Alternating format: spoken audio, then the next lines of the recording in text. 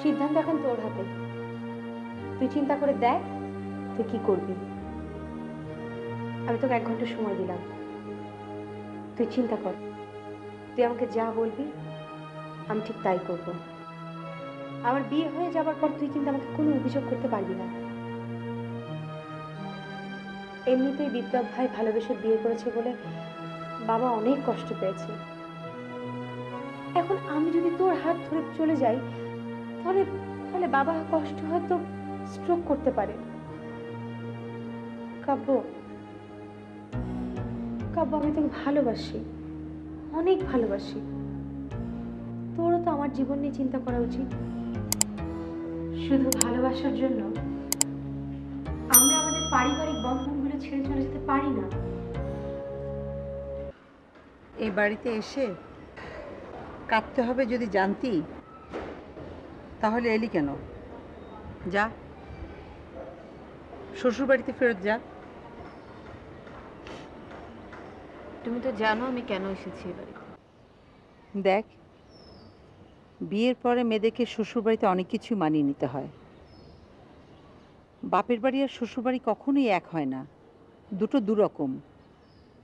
বাপের বাড়িতে স্বাধীনতা আর শ্বশুর বাড়িতে দায়িত্বের বোঝা। তুই চাইলেই তোর ব্যক্তিগত পছন্দ অপছন্দের জন্য হুটহাট করে তোর ডিসিশন নেওয়াটা ঠিক হবে না। মা, এসব তুমি কি বলছো? আমি তো এমনি এমনি ও বাড়ি ছেড়ে চলে আসিনি। একটা মেয়ে তার সংসার জীবনে সব কষ্ট সহ্য করতে পারে, শুধু একটা কষ্ট সহ্য করতে পারে না। তুই চাইলেই তোর ব্যক্তিগত পছন্দ অপছন্দের জন্য হুটহাট করে তোর ডিসিশন নেওয়াটা ঠিক হবে না। মা, এসব তুমি কি বলছো? আমি তো এমনি এমনি ও বাড়ি ছেড়ে চলে আসিনি। একটা মেয়ে তার সংসার জীবনে সব কষ্ট সহ্য করতে পারে, শুধু একটা কষ্ট সহ্য করতে পারে না।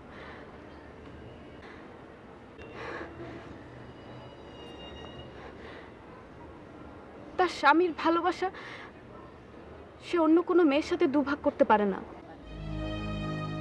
এটা তুই কি বলছিস? হ্যাঁ, ওই বাড়িতে শম্পা থাকে। শম্পা বিপ্লবকে খুব ভালোবাসে। বিপ্লব এখন হয়তো ওকে এড়িয়ে যাচ্ছে, কিন্তু এইভাবে শম্পার পেছনে লেগে থাকলে আমার কপালটাই ভাঙবে। তুই না বিপ্লবকে ভালোবেসে বিয়ে করেছিস? শম্পার কাছে তুই হেরে গেলি? মা, শোন, তোর বাবা ভেবেছে বিপ্লবের সঙ্গে কথা বলবে। ও বাড়ি থেকে তো কেউ যোগাযোগ করলো না। হ্যালো। হ্যালো, আসসালামু আলাইকুম। দিয়া আছে? ওয়ালাইকুম আসসালাম। কে বলছিলেন? আমি সজল। সজল? ও হ্যাঁ, বলুন, বলছি। কেমন আছেন? ও সরি, কেমন আছো? ভালো। ভুলেই গিয়েছিলাম হবু স্ত্রীকে আপনি বলা যায় না। কি ঠিক বলিনি? হ্যাঁ। কি ব্যাপার? তোমার কথা শুনে মনে হচ্ছে তোমার অনেক অনেক মন খারাপ। আকাশে ভয়ানক কালো মেঘ। কি হয়েছে বলো তো? না না, কিছু হয়নি। বললেই হলো? বলো না, মন খারাপ কেন? না, এমনিতে। আসলে আমি সবসময় খুব চুপচাপ থাকি। এনগেজমেন্টের দিন তোমাকে খুব সুন্দর লাগছিল। খুব সুন্দর। তুমি কি কষ্ট করে আমার একটা প্রশ্নের উত্তর দেবে? হ্যাঁ, বলুন। বলুন? হুম, বলো। সুন্দর করে একবার বলো তো, বলো। আহ, দেখুন, আমি একটু ব্যস্ত আছি। আবার দেখুন, বলো, দেখো। আচ্ছা, প্রশ্নটা যেন কি ছিল? হুম, আচ্ছা ঠিক আছে, বলছি। আমাকে তোমার কেমন লেগেছে? জি, ভালো। শুধু ভালো?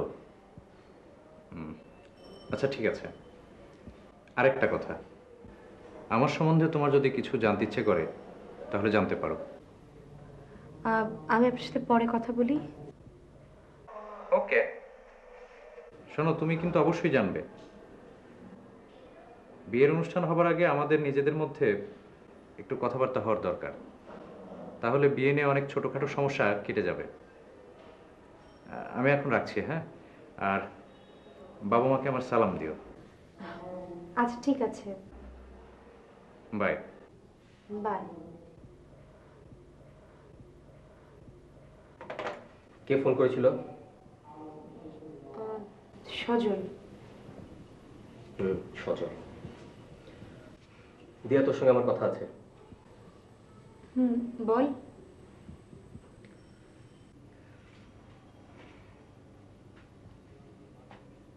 দিয়া, আমি ভেবেছি আমি তোকে নিয়ে পালিয়ে যাব। কাব্য, আমি না কাল রাতে তোকে বুঝালাম এটা সম্ভব না। কিন্তু তুই তো এটাও বলেছিলি আমার হাতে সব ডিসিশন, আমি যে সিদ্ধান্ত নেবো তাতে তুই রাজি আছিস। হ্যাঁ বলেছিলাম, কারণ আমি তোকে কষ্ট দিতে চাইনি। আমি ভেবেছিলাম তোকে ডিসিশন নিতে দিলে তুই ভালোটাই নিবি। তোর ডিসিশন কেমন হওয়া উচিত সেটা আমি তোকে আগের থেকে আভাস দিয়েছি না? হ্যাঁ, তুই আসলে পাগল হয়ে গেছিস। হ্যাঁ হ্যাঁ, আমি পাগল হয়ে গেছি, তোর জন্য আমি পাগল হয়ে গেছি। শোন দিয়া, এই পৃথিবীতে কেউ কাউকে সুখ এনে দেয় না, সুখ আদায় করে নিতে হয়। শোন, তোকে এসব কিছু বোঝানো আমার দরকার নেই, তুই আমার সঙ্গে চল প্লিজ। কাব্য, ছাড় আমাকে, ছাড় বলছি, ছাড়। খবরদার, খবরদার, আমি তোর কোনো কিছু শুনতে চাই না, প্লিজ ছাড় আমাকে। আর একটা কথা স্পষ্ট করে শুনে রাখ, তোর সাথে আমার ভালোবাসা ছিল, ছিল মানে অতীত, তার মানে এখন আর নেই। ছাড়।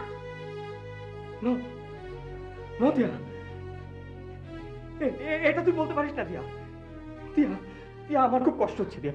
দিয়া প্লিজ, প্লিজ দিয়া, চল চল।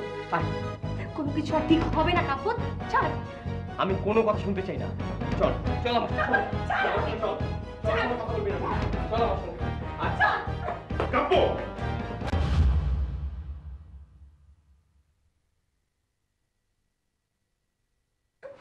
ভাইয়া, তুমি আমার গায়ে হাত তুললে? কি করছিস এসব? দিয়ার হাত ছাড়। দিয়া আমার সঙ্গে যাবে। দিয়া কোথাও যাবে না। যাবে ভাইয়া। ভাইয়া আপনি সরে দাঁড়ান, আমার মাথা ঠিক নেই, আমি যে কোনো কিছু করতে পারি। কি করবি তুই? কি করবি? গায়ে হাত তুলবি আমার, গায়ে হাত তুলবি? ভাইয়া, আমি দিয়াকে ভালোবাসি, দিয়াও আমাকে ভালোবাসে। আমি এতদিন আপনাদের কাউকে বলিনি, এখন আপনাকে জানালাম। আমি সব জানি। দিয়া তোর সঙ্গে কোথাও যাবে না। যাবে? দিয়া যাবে না। আমার বিয়ে করা বউ দিয়া, দিয়া আমার সঙ্গে যাবে। চল দিয়া। তুই বাড়াবাড়ি করছিস কাব্য। বাস! আর কোনো কথা আমি শুনবো না। আমি কিন্তু তোমার গায়ে হাত তুলতে পারি। তোর মতো জঘন্য ছেলে যে কোনো কিছু করতে পারে। তোর মতো পশুকে আমাদের বাসায় জায়গা দেওয়াটাই ভুল হয়েছে। বিপ্লব ভাইয়া, কাব্য! কি হয়েছে এখানে? কি হচ্ছে বিপ্লব? কথা বল বাবা। কাব্য, কি হয়েছে? মা, কাব্য আর দিয়া। আর থামলে কেন? বল, ওরা কি করেছে? বাবা, ওরা দুজন আমাদের কাউকে কিছু না জানিয়ে 6 মাস আগে কোর্ট ম্যারেজ করেছে। আমার মেয়ে হয়ে তুই এরকম একটা অন্যায় করেছিস, আমি কল্পনাও করতে পারি না। আমরা কি এমন অন্যায় করেছি যার জন্য আমাদের ফাঁকি দিয়ে তুই ওরকম একটা বাজে ছেলেকে কোর্টে নিয়ে বিয়ে করেছিস? ও ছেলের ভেতর কি আছে? কি এমন আছে?